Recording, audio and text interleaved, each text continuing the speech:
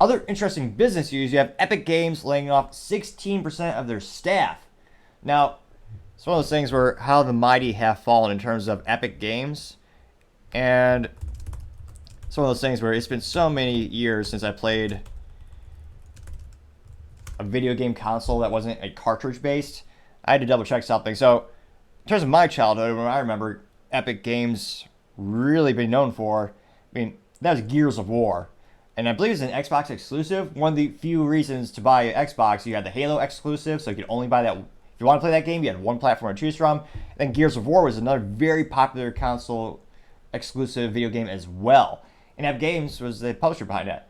Now, more recently, they're making that child game called Fortnite, which, if you work in tech, has nothing to do with Fortinet, which is a lost opportunity in and of itself. I don't know how they don't sponsor the events or something like that. I appreciate a good pun of similar spellings, nevertheless. But it looks like laying off 16% of their staff, that's going to equate to, unfortunately, that's about 870 employees gone.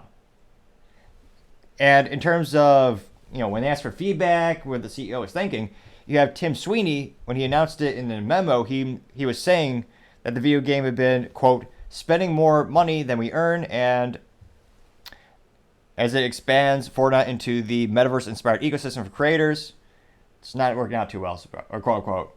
He also says that the cost cuts also involve divesting its independent music platform called Bandcamp to Songtraders Marketplace, as well as spinning off a kid game brand called Super Awesome's ad business, interestingly.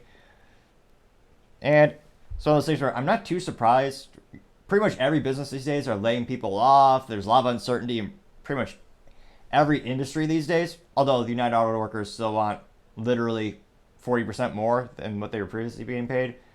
A mere cost of $80 to $100 billion added to the cost of labor over the course of 4 years for the big three. That was the initial argument that they want.